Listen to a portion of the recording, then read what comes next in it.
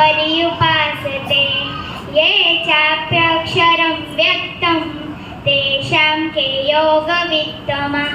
श्रीभगवानुवाच मय्यावेश्य मनो ये मां नित्ययुक्ता उपासते श्रद्धया पर्योपेतास्ते मे युक्ततमा मता।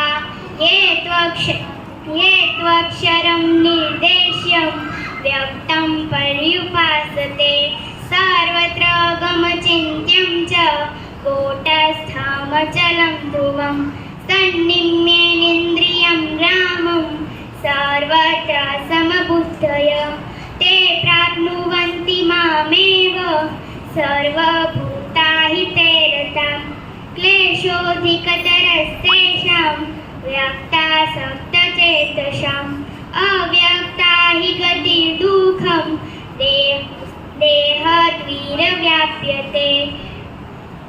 ये तु सर्वाणि कर्माणि मयि सन्न्यसमत्परा अनन्येनैव योगेन माध्यायन्त उपासते तेषां महासमृद्धता मृत्युसंसारसागरात् भवामि न चिरात् पार्थ मय्यावेशितचेतसाम्।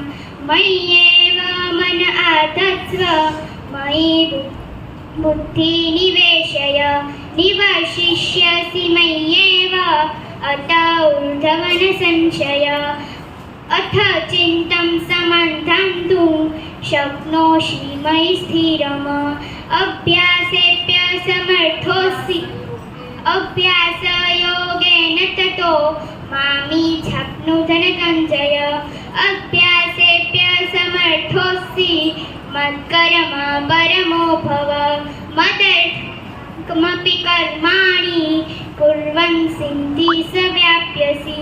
अथैतदप्यशक्नोषि कर्तुमध्योगमाश्रितः सर्वकर्मफलं त्यागं ततः कुरु यथात्मवान्।